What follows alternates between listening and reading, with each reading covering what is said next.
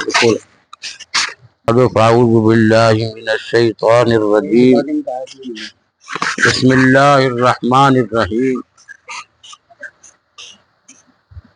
الا ان اولیاء اللہ لا خوف علیہم ولا هم يحزنون الذین آمنوا وکانوا یتقون لهم البشریٰ فی الحیاۃ الدنیا وفی الآخرہ لا تبدیل لکلمات اللہ ذالک هو الفوز العظیم۔ یہ 11ویں پارے کی کچھ آیتیں میں نے آپ کے سامنے تلاوت کی ہیں۔ اس میں حضرت حق تبارک و تعالی اپنے ان بندوں کا ذکر فرماتا ہے جو اس کے دوست ہیں۔ اولیاء کے معنی دوست کے ہیں۔ وہ فرماتا ہے کہ خبردار، ہوشیار، جو ہمارے دوست ہیں، جو اولیاء اللہ ہے، ان کو کسی بات کا کوئی خوف نہیں ہے، نہ کسی بات کا کوئی غم ہے، نہ وہ قیامت کے دن ان کو کسی بات کا ملال ہوگا۔ ولا هم يحزنون، حزن و ملال بھی نہیں ہوگا، وہ بڑے عیش و آرام میں۔ اللہ تبارک و تعالی کے پاس 2 مقام ہیں۔ ایک تو مقام ہے، فرمایا جاتا ہے کلا ان کتاب الفجار لفی سجین، جو بدکار روحیں ہیں، گناہگار روح ہیں، گناہگار لوگ ہیں، ان کی روح جب قبض کی جاتی ہے تو فرمایا کلا ان کتاب الفجار لفی سجین، کہ ان کی روحوں کو سجین میں رکھا جاتا ہے۔ سجن کہتے ہیں جیل خانے کو۔ وما ادراک ما سجین، اور تمہیں کیا معلوم کہ وہ قید خانہ کیا ہے۔ کتاب مرقوم، وہ لکھا ہوا ایک دفتر ہے۔ ویل یومئذ للمکذبین، یہ وہ چیز ہے جس کو یہ جھٹلاتے رہے، یعنی کفار مکہ یا دیگر کفار جھٹلاتے رہے کہ ایسا کچھ نہیں ہے۔ ان کو جو ہے مرنے کے بعد اس مقام میں رکھا جاتا ہے، اس جگہ رکھا جاتا ہے، وہ بہت بڑا ٹھکانہ ہے۔ دوسری جگہ فرمایا کلا ان کتاب الابرار لفی علیین، ایک علیین ایک مقام ہے جہاں کے نیک لوگوں کی روحوں کو رکھا جاتا ہے۔ اللہ تعالیٰ فرماتا ہے وما ادراک ما سجین ما علیون، اور تمہیں کیا معلوم کہ علیین کیا چیز ہے، یہ بھی ایک مقام ہے۔ کتاب مرقوم، یہ لکھا ہوا دفتر ہے۔ یشہدہ المقربون، اور اس میں ہمارے مقرب بندے جو ہیں ان کی روحوں کو رکھا جاتا ہے۔ اب یہ 2 الگ الگ مقام ہیں، تو اللہ تعالیٰ یہاں ان آیتوں میں اولیاء اللہ کی پہچان بتاتا ہے کہ جن لوگوں کی روحوں کو علیین میں رکھا جاتا ہے ان کا مقام کیا ہے۔ فرمایا جاتا ہے ان اولیاء اللہ، کہ بے شک خبردار، یعنی انا جہاں آتا ہے وہاں بے شک، یعنی اس میں کوئی شک و شبے کی گنجائش نہیں۔ جیسے آتا ہے الف لام میم ذالک الکتاب لا ریب فیہ، یہ وہ کتاب ہے، یہ قرآن کریم وہ کتاب ہے جس میں کوئی شک و شبے کی گنجائش نہیں ہے۔ اگر کسی نے شک کیا تو اس کا ایمان بھی ختم۔ تو یہاں ان بندوں کا اللہ تعالیٰ ذکر فرماتا ہے جو اس کے محبوب بندے ہیں، جو اس کے چاہنے والے ہیں، کہ ان کو کوئی خوف نہیں ہے، کوئی ملال نہیں ہے کسی قسم کا بھی، نہ پلسرات کا خوف ہے کہ کیسے گزریں گے۔ حالانکہ پلسرات پہ ہر ایمان والے کو اور غیر ایمان والے کو گزارا جائے گا، لیکن اللہ تعالیٰ فرماتا ہے وَإِن مِّنكُمْ إِلَّا وَارِدُهَا كَانَ عَلَىٰ رَبِّكَ حَتْمًا مَّقْضِيًّا، کہ ہر شخص کو اس پہ سے گزرنا پڑے گا، لیکن ثُمَّ نُنَجِّي الَّذِينَ اتَّقَوْا وَنَذَرُ الظَّالِمِينَ فِيهَا جِثِيًّا، ہم جو ایمان والے ہیں ان کو نجات دے دیں گے، اور ظالموں کو وہیں پڑا چھوڑ دیں گے. تو یہ اللہ کا کام ہے. اب دیکھیے آگ کا کام جو ہے وہ جلانے کا ہے، لیکن اللہ نے حضرت ابراہیم علیہ نبینا علیہ الصلاۃ والسلام پر آگ کو ٹھنڈی کرنے کا حکم دیا کہ سلامتی کے ساتھ ٹھنڈی ہو جا. تو آگ جو ہے وہ ابراہیم علیہ السلام پر ٹھنڈی ہو گئی. تو یہ اللہ کا کام ہے کہ کس کو بچانا ہے اور کس کو جو ہے وہ جہنم میں چھوڑ دینا ہے. اسی بیچ کو اللہ تعالیٰ فرماتا ہے کہ جو ہمارے محبوب بندے ہیں، جو ہمارے چاہنے والے ہیں، جو ہماری رضا چاہتے ہیں، ان کو کسی بات کا خوف نہیں ہے. اب آگے پہچان فرماتا ہے الذین آمنوا وکانوا یتقون.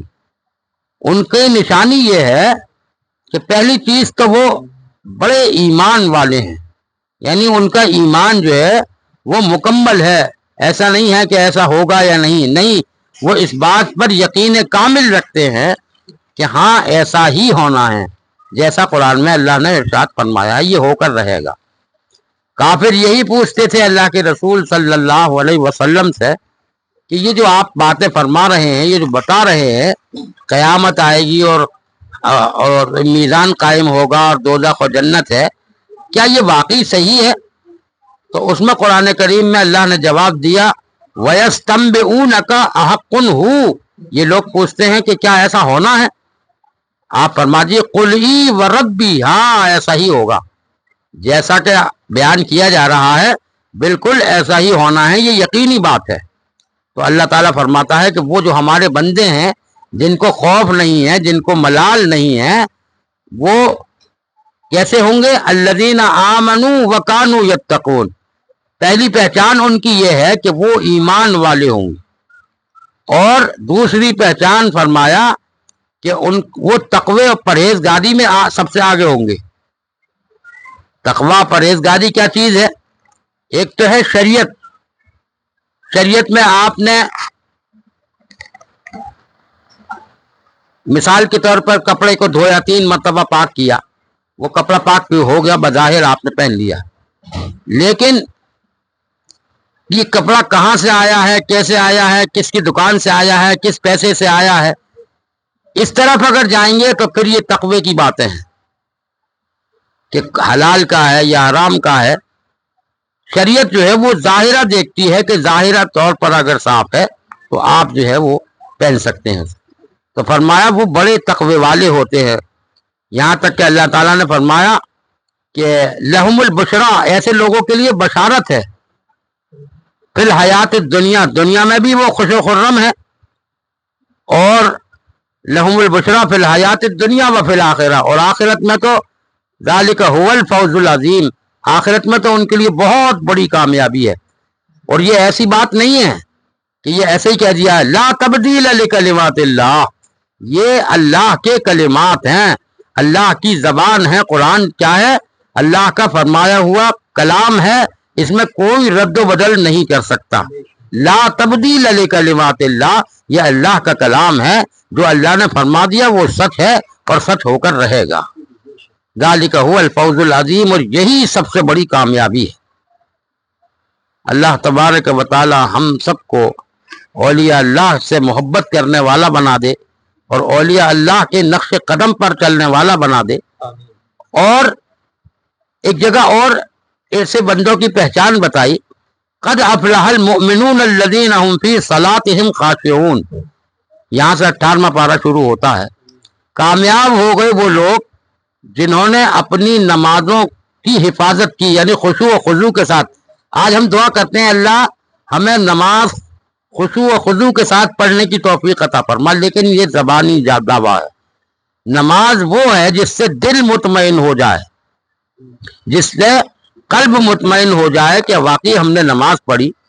حضرت مولانا شاہ فضل الرحمن گنج مراد آبادی رحمۃ اللہ تعالی علیہ کا واقعہ ہے کہ ان سے کسی نے کہا کہ حضرت وارث پاک نماز نہیں پڑھتے ہیں. تو آپ نے ان سے پوچھا کہ ہم نے سنا ہے کہ آپ نماز نہیں پڑھتے ہیں. تو آپ نے نماز کا وقت تھا تو آپ نے نماز پڑھائی، آپ نے ان کے پیچھے نماز پڑھی. تو جب سلام پھیرا تو سامنے خانہ کعبہ موجود تھا. تو آپ چچا کہتے تھے ان سے وارث سیدنا وارث پاک رحمت اللہ تعالی علیہ. تو آپ نے فرمایا کہ اگر ایسی کوئی نماز پڑھائے تو ہم اس کے پیچھے نماز پڑھیں. تو اصل میں نماز کیا ہے؟ قد افلح المؤمنون الذین هم فی صلاتهم خاشعون، کہ کامیاب ہیں وہ لوگ جنہوں نے نماز اپنی خشوع و خضوع کے ساتھ پڑھی.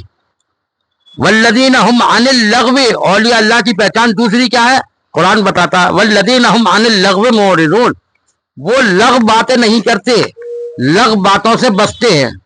جیسے چار لوگ اکٹھے ہو گئے اور لغو باتیں شروع کر دی تو وہ ٹھیک ٹھیک زکوٰۃ دیتے ہیں. آج تو ہمارے جو مالدار لوگ ہیں وہ زکوٰۃ بھی، ان کی پہچان یہ ہے کہ وہ صحیح حساب لگا کے اپنی زکوٰۃ عطا کرتے ہیں.